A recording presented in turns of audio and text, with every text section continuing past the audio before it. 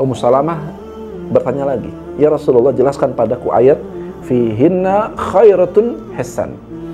Di dalam surga itu ada bidadari-bidadari yang baik-baik lagi cantik-cantik. Apa maknanya Rasulullah? Ini sebenarnya kalau kita mau lihat cara Ummu Salamah menggiring pertanyaan kepada Rasulullah, sebenarnya Ummu Salamah itu cemburu pada bidadari yang sering disebut-sebut di dalam Al-Quran.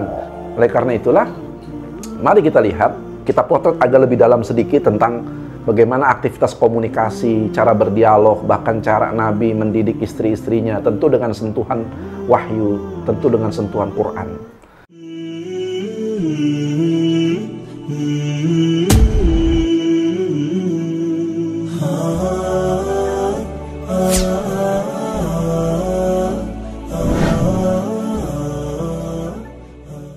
Assalamualaikum warahmatullahi wabarakatuh.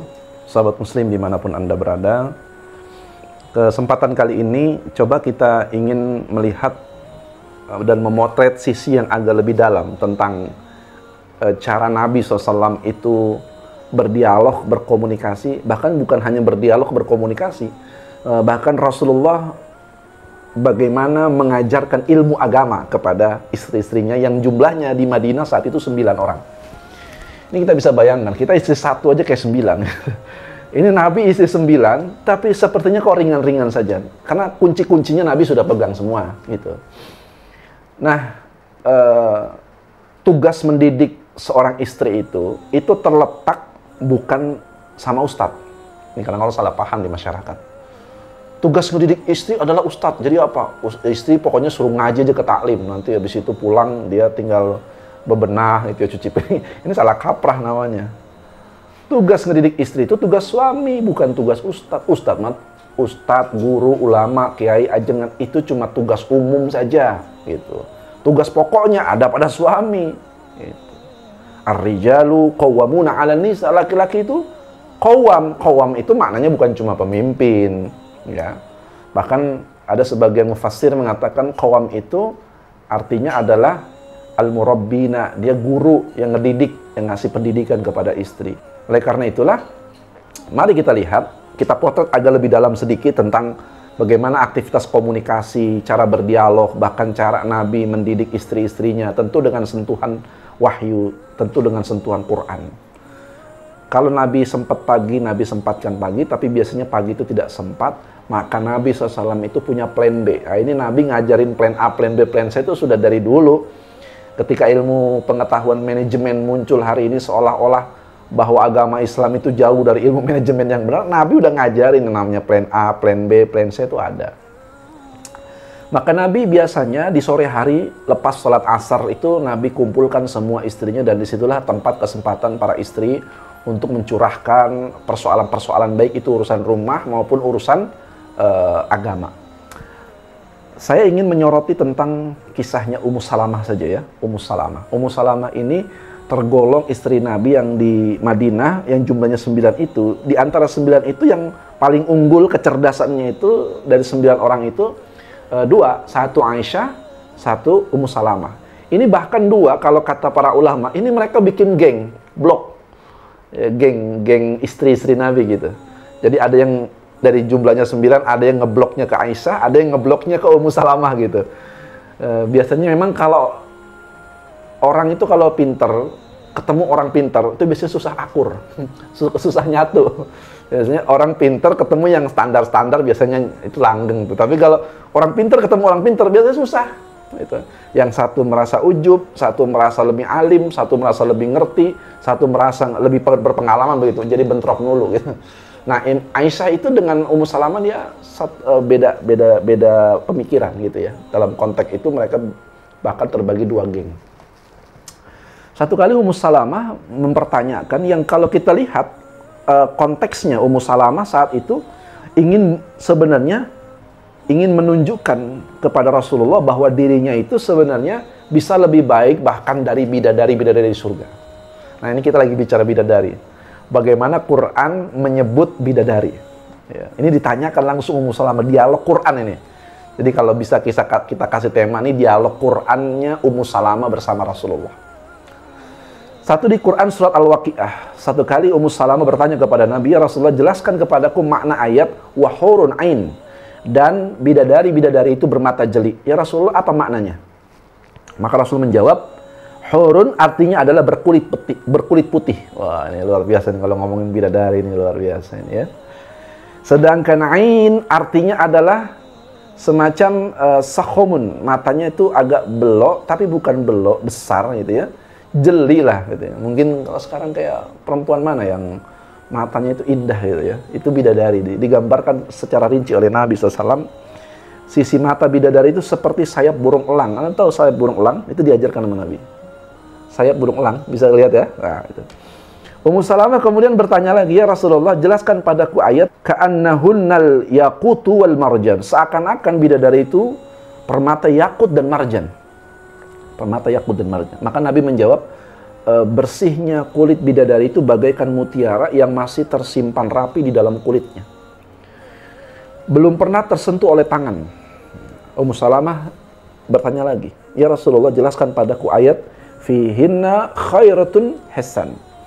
Di dalam surga itu ada bidadari-bidadari yang baik-baik lagi cantik-cantik. Apa maknanya Rasulullah? Ini sebenarnya kalau kita mau lihat cara Ummu Salamah menggiring pertanyaan kepada Rasulullah, sebenarnya Ummu Salamah itu cemburu pada bidadari yang sering disebut-sebut di dalam Al-Quran. Dan tidaklah Al-Quran disebut, orang yang pertama menyebut adalah suaminya, itu Rasulullah SAW. Ya.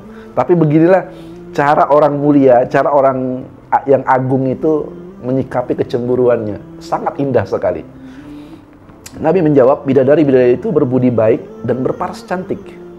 Lalu Ummu Salamah berkata, lalu jelaskan padaku ayat ka'annana baydun maknun. Seakan-akan mereka itu seperti telur burung unta yang tersimpan dengan baik. Burung unta tersimpan dengan baik. Maka Nabi menjelaskan maknanya. Maknanya adalah bahwa bidadari itu kehalusan kulitnya, mereka bagaikan kehalusan selaput kulit lapisan kedua yang ada di dalam telur. Ya, maka itu digambarkan, ini akan telur itu kan ada lapisan pertama, ini lapisan kedua. Itu kulitnya bidadari itu seperti begitu tuh, halusnya luar biasa. Ya, nggak usah dibayangin. Uruban atroba. Ya. Lalu Ummu Salamah berkata, lalu jelaskan kalimat uruban atraba, surat Al-Waqiah ayat ke-37. Penuh cinta lagi sebaya umurnya.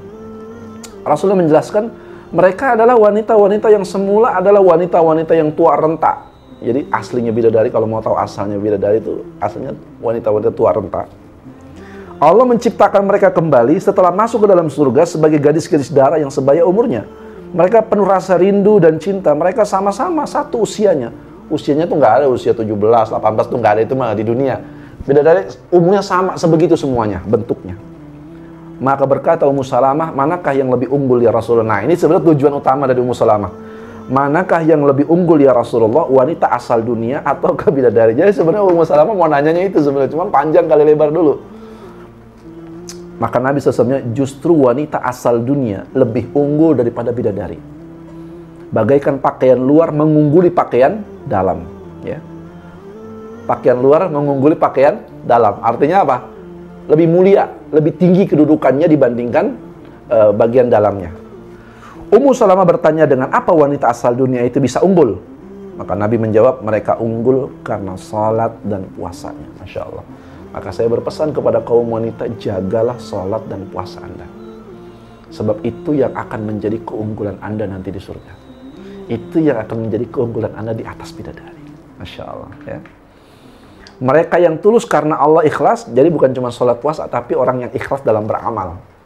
Yang salat puasa banyak, tapi yang salatnya cari muka banyak. Yang salat puasa banyak, tapi yang puasanya ingin cari muka, punya kepentingan banyak. Yang beramal baik, sodakoh banyak, tapi yang sodakohnya ikhlas karena Allah itu sedikit gitu. Maka bukan hanya ibadah, tapi dilengkapi dengan ikhlas karena Allah. Allah memakaikan cahaya pada wajahnya, sutra pada badannya, warna kulitnya putih, pakaiannya hijau, perhiasannya kuning, buah bajunya aksesoris permata dan sisir emas. Ya pokoknya artis yang suka maju mundur beda, kalah jauh lah itu aksesorisnya 2 miliar aja lebih itu kalau dihitung dengan sebutan-sebutan yang disampaikan Nabi itu. Mereka berkata lagi, ini closingnya, Kami adalah bidadari yang kekal abadi, tidak akan mati untuk selamanya. Kami wanita-wanita yang halus, tidak akan mengecewakan untuk selama-lamanya. Kami tetap tinggal di sini, tidak akan berpindah selama-lamanya. Kami berhati baik, tidak akan marah selama-lamanya. Maka berbahagialah orang yang kami menjadi miliknya dan ia menjadi milik kami. Masya Allah. Ya, jadi kalau di dunia itu masih suka marah-marah, istri suka ngamuk-ngamuk, nggak jelas gitu ya.